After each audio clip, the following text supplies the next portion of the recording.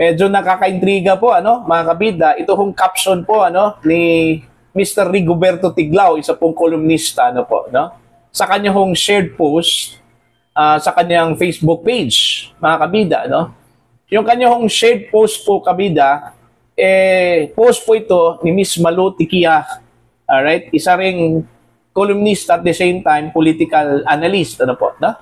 Ang kanya pong post is patungkol po dun ho sa pagkasibak po, mga kabida, ni dating Chief PNP Nicolas Torre III. Ano?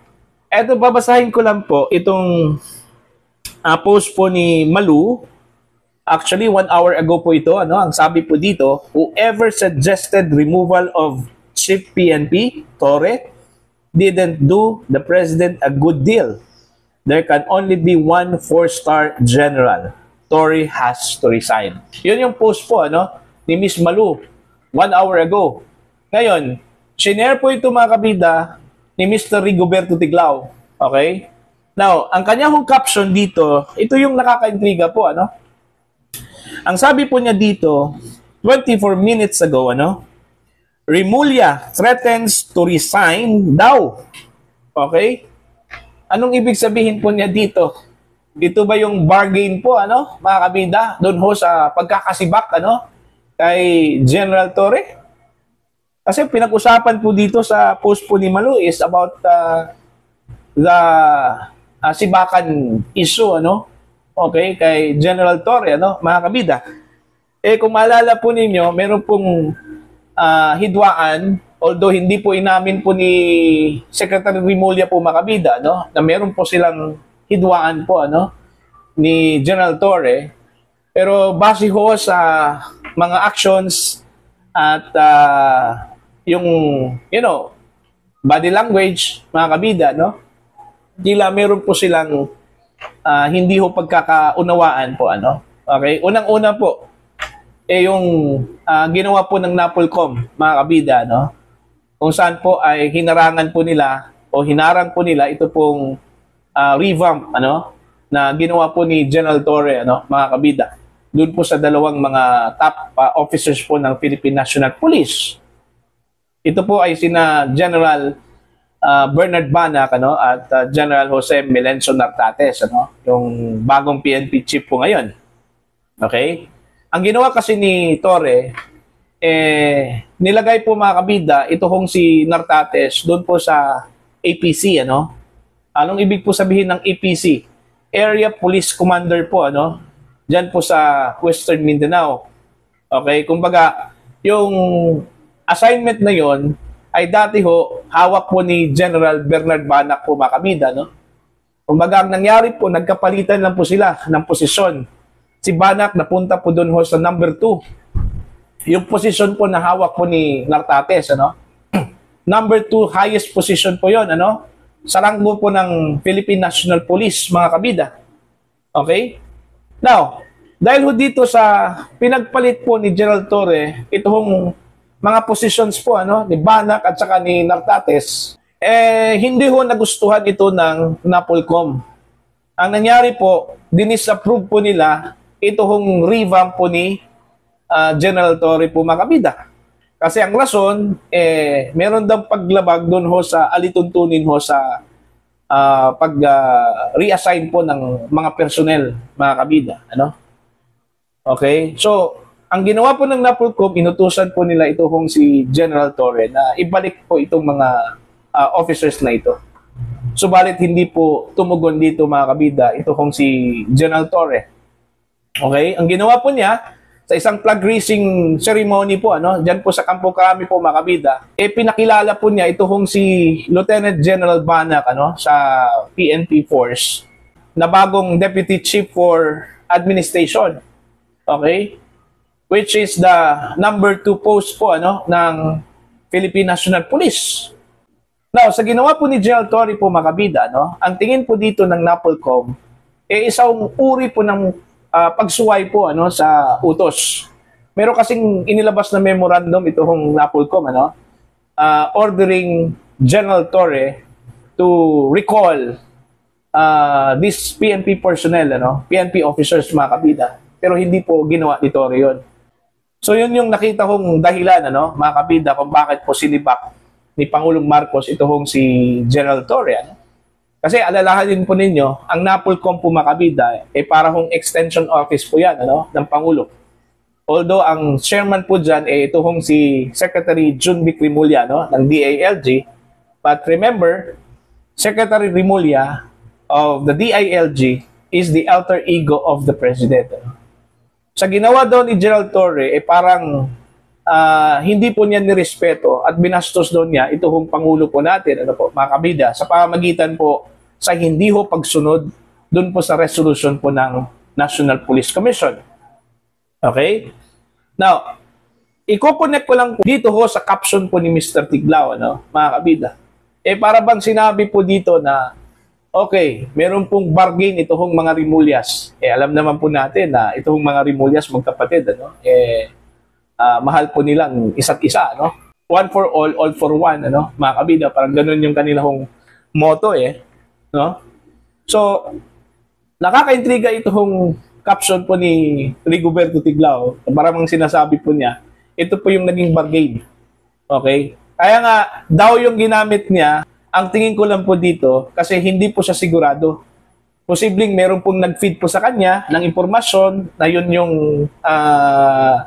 dahilan kung bakit sinibak po ng Pangulo, ano, ito hong si Torre, o di kaya hindi pa po verifikado, ano, yung impormasyon na yun, mga kabida, ano po, no? Yun yung aking interpretation lang po, ano, mga kabida, ano po, no? Kasi kung titingnan po natin, ano, in a bigger picture po, mga kabida, ito hong pagsibak ho kay General Torre, ano? Para sa akin, kung ang rason lang po doon ho sa hindi pagsunod po niya, no, sa memorandum po ng NAPOLCOM, hindi po sapat yun, ano? Para sa akin, pwede pa rin yun mapag-usapan po, ano, mga kabid.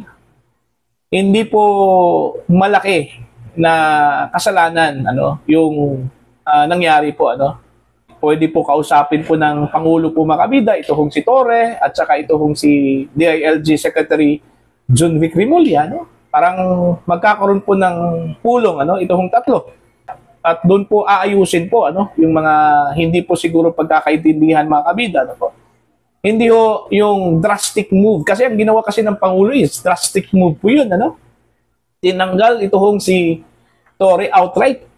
Ni hindi lang man, mga kabida, binigyan po ng sapat po na panahon para po mag-ayos po doon sa kanyang opisina, no? Kasi yung order kasi is effective immediately. Ibig sabihin, kailangan umalis ka kaagad diyan po sa posisyon mo, ano? Diba? So, ang aking interpretasyon po doon sa ginawa po ng Pangulo, parang hindi po sapat para sa akin, ano? Na yun yung ginawa po niya kay Torre. Kasi yung kasalanan po ni Torre na hindi po sumunod dun po sa memorandum po ng NAPOLCOM, para sa akin, hindi po yun masyadong mabigat. That will tantamount to his removal, mga kabida. Meron talagang mas mabigat po na dahilan. Okay? Ito kaya yung dahilan? Ito hong banta, ano, ng mga Remulyas. Kasi po, kung totoo po ito na meron pong pagbabanta ito hong mga Remulyas na aalis po, ano, sa kanilang mga posisyon, malaking setback po ito, ano, sa Marcos administration, considering pinagkatiwalaan po, mga kabida, no, ni Pangulong Marcos ito hong si Secretary Crispin Rimulya ng DOJ at ito pong si Secretary Jun Vic Rimulya po, mga kabida, no, ng Department of Interior and Local Government. So kung yun yung naging rason, ano, kumbaga bargain, napakabigat talaga, ano? Kasi kung ako po si Pangulong Marcos, wala talaga akong choice. Okay? Mas pipiliin ko itong dalawa kaysa dito ho kay Torre, mga kabida, no? Diba? Yun yung aking analysis po, ano? Based doon ho sa caption po, ano, na nilagay po, mga kabida, ni Mr. Rigoberto Tiglao, ano po. Kasi unang-una po, kung ikukumpara natin yung kasalanan po ni Torre kaysa dun ho sa kanyang achievements, nagawa po niya para ho sa Marcos administration, napakalayo po, ano, mga kabida. Tingnan nyo. yung achievements po niya na ang nakakabenepisyo po mga kabida, ito kung Marcos admin. Unang-una, yung kay Kibuloy. Okay? Si Gerald Torre yung naging instrumento po doon para mahuli itong si Kibuloy. Ano? Pangalawa, yung kay dating Pangulong Rodrigo Duterte. Ano po? Sino yung may lakas ng loob na pumuli kay Pangulong Duterte? Wala pong iba, kundi ito lang po si General Torre, mga kabida.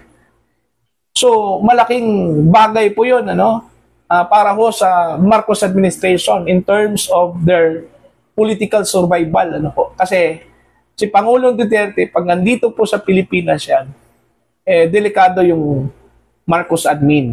Okay? I mean, in terms of popularity po, kung ano yung sabihin po ni Digong, marami hong sumusunod po dun, So, meaning, threatened yung Marcos administration doon ho sa presence po ni Digong. Kaya, yung ginawa po ni Torre, mga kabida, sinerve po niya yung warrant of arrest at dinala po niya doon po sa The Hague, Netherlands. Malaking bagay po yun, para ho sa Marcos administration. At least, nabunutan po sila ng tinik, mga kabida. Okay? So, kung ikukumpara po natin yung achievements ni Torre at doon ho sa kanya hong sinasabi yung kasalanan dahil ho, hindi po niya sinunod ang memorandum po ng NAPOLCOM. Para sa akin, hindi po yun sapat, mga kabila. Okay? Hindi po sapat para po tanggalin ito hong si General Torre. Okay? Now, kayo na po bahala. Ano po yung, sa tingin po ninyo yung rason, Yung caption po ni Mr. Tiglao, na magbitiw sa kanilang mga tungkulin, Okay? Hindi pa po natin alam kung totoo ba yun o hindi. Pero it makes sense, mga kabida. Alright? Para po sa inyo, ano po ang inyong opinion at pananaw dito? Please comment down. Sa mga hindi pa po subscriber sa aking channel, please subscribe. Just click the subscribe button, click the notification bell, click all para updated po kayo mga kabida sa aking mga uploads. Maraming salamat po sa inyo lahat.